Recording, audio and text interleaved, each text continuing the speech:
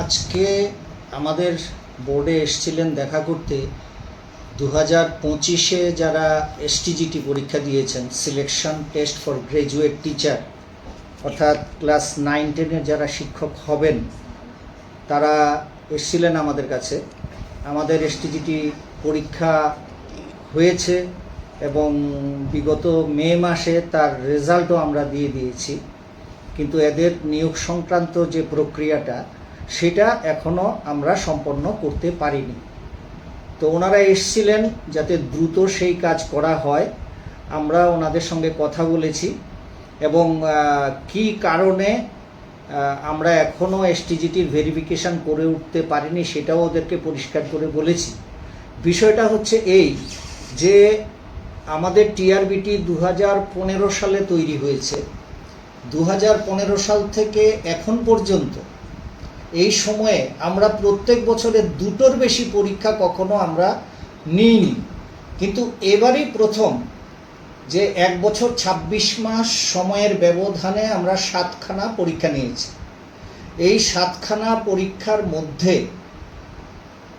TET পরীক্ষা এবং STGT পরীক্ষা বাদ দিলে পরে বাকি 5টা পরীক্ষার ফলাফল প্রকাশ এবং তাদের যে লিস্ট অফ রেকমেন্ডেড ক্যান্ডিডেটস প্রকাশ করা, এগুলো আমরা শেষ করেছি। এইগুলো শেষ করতে গিয়ে আমাদের যথেষ্ট সময় আমাদের লেগেছে।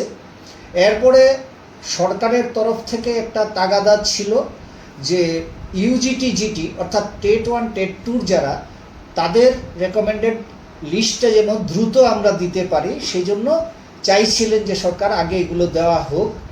আমরা তার কাজও শুরু করেছিলাম, কিন্তু টেট 1 এবং 2 পাশ করে যারা ইউজিটি এবং জিটি 6 to 8-এর জন্য যারা অ্যাপ্লাই করেছেন, তাদের মধ্য থেকে কিছু পরীক্ষার্থী আদালতে গেছেন। আদালত তাদের আমাদের যে বিভিন্ন পরীক্ষা সংক্রান্ত নিয়ম নীতি, সুপ্রিম কোর্ট, মহামান্য সুপ্রিম কোর্টের আদেশ মেনে আমরা যাদেরকে টেট সার্টিফিকেট দিইনি তারা আদালতে গেছেন এবং মাননীয় হাইকোর্ট সুপ্রিম কোর্টের এই রায়ের পরিপ্রেক্ষিতে মাননীয় হাইকোর্ট ত্রিপুরা বলেছেন যে না, তাদেরকে টেট সার্টিফিকেট দাও এবং তারা 2017 সালে কোথায় চাকরি করতেন, ঠিকঠাক চাকরি করতেন কিনা সেটা যাচাই করে তারপর তাদের টেট সার্টিফিকেট দিয়ে নিয়োগ প্রক্রিয়ায় অন্তর্ভুক্ত করা হোক। তো এখন এইগুলো বিচার বিশ্লেষণ করতে গেলে, যাচাই করতে গেলে দেখা যাচ্ছে কোনো ক্যান্ডিডেট দিল্লিতে চাকরি করতেন, সেই সময় ডিএলএড করেছেন, কেউ বিহারে চাকরি করতেন, কেউ মধ্যপ্রদেশে চাকরি করতেন, কেউ হরিয়ানায় চাকরি করতেন বলে তার রেকর্ড আমাদের কাছে দিয়েছেন। সুতরাং আদালতের নির্দেশ অনুযায়ী যখন আমাকে ওই 17 সালে তার চাকরির ভেরিফিকেশান করতে হচ্ছে, তাহলে আমার ওই জায়গাগুলোতে ফিজিক্যালি আমাদের লোক যেতে হচ্ছে, গিয়ে ভেরিফিকেশান করতে হচ্ছে।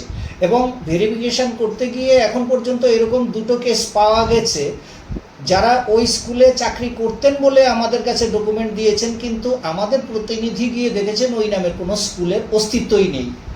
সুতরাং এই বিষয়গুলো ভেরিফিকেশান করার জন্য আমাদের সময়টা বেশি লাগছে। সেটা ক্যান্ডিডেটদেরকে আমরা বোঝাতে চেষ্টা করছি, কিন্তু কেউ কেউ হয়তো বুঝতে পারছেন, কেউ কেউ বুঝতে পারছেন না, এই জন্য একটা বিভ্রান্তি তৈরি হচ্ছে। আজকে যারা এসেছিলেন কথা বলেছেন, খুব আন্তরিক পরিবেশেই ওনারা কথা বলেছেন এবং ওনাদের আমরা এটা বোঝাতে সক্ষম হয়েছি। আমাদের টার্গেটটা হচ্ছে যে আমরা পুজোর আগে সমস্ত বিষয়গুলোকে আমরা কমপ্লিট করে ফেলতে চাই, কারণ আমাদের একটা ডিসেম্বর মাসে যদি আমরা সম্ভব হয় একটা টেট পরীক্ষা নেওয়ার আমরা চেষ্টা করব। এই জন্য আমাদেরকে পুজোর আগে আমরা সবকটা কাজ সম্পন্ন করতে চাইছি। এখন আমাদের কিছু হার্ডলস রয়েছে, সেটা যেমন ধরুন এই যে টিপিএসসিতে যারা মেম্বার আছেন তারা কিন্তু সর্বক্ষণ টিপিএসসিতেই থাকেন।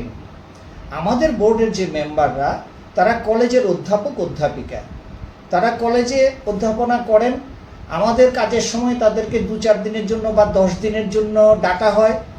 ওদেরকে বেশি দিনের জন্য ডাকলে আবার কলেজ সাফার করে, তার জন্য ওদেরকে এখানে আনাটাও একটা সমস্যা। আমরা এই কারণে এবার ডিপার্টমেন্টকে বলেছি যে অন্তত 2 মাসের জন্য যাতে তাদের সার্ভিসটা আমাদের বোর্ডে দেওয়া হয়, দিলে পরে যাতে আমরা অতি দ্রুত এসটিজিটি, ইউজিটি, জিটি প্রত্যেকটা বিষয়ে মেরিট লিস্ট আমরা যাতে দিয়ে দিতে পারি, রেকমেন্ডেড লিস্ট যাতে আমরা দিয়ে দিতে পারি, আমরা সেই লক্ষ্যে এগোচ্ছি। এবং সরকারও আমাদেরকে চাপ দিচ্ছে তাড়াতাড়ি রেকমেন্ডেড লিস্ট দেওয়ার জন্য। আমরা চেষ্টা করব পুজোর আগে যাতে আমরা আমাদের এই কাজটা ইউজিটি, জিটি এবং এসটিজিটি পুরোটাই যাতে আমরা শেষ করতে পারি। স্যার, আপনি বললেন যে ইউজিটির ক্ষেত্রে যে কোর্টে চলছে, মানে যে হচ্ছে, তো এখন যে আজকে যারা এসেছেন তাদের তো কোনো কেস এরকম কিছু আছে কি? না, তাদের ক্ষেত্রে এসটিজিটির ক্ষেত্রে কোনো কেস নেই আদালতে।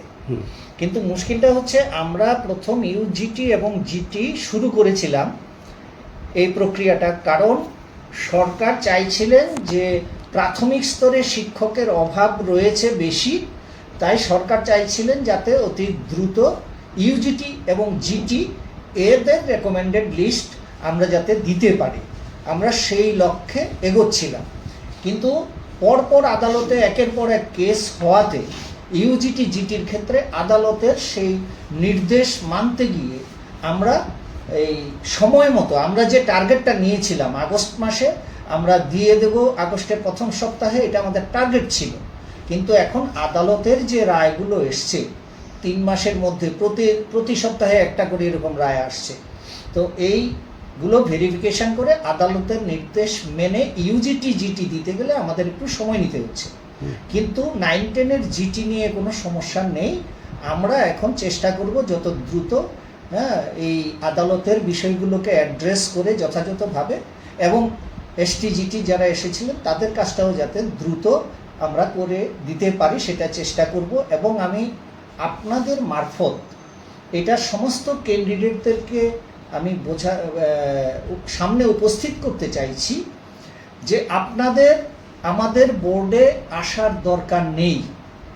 বিষয়টা এমন নয় যে আপনারা এলেই আমরা কাজ করব, আপনারা চাপ দিলেই আমরা কাজ করব, আপনারা চাপ না দিলে কাজ করব না, এমন কিন্তু নয় ব্যাপারটা।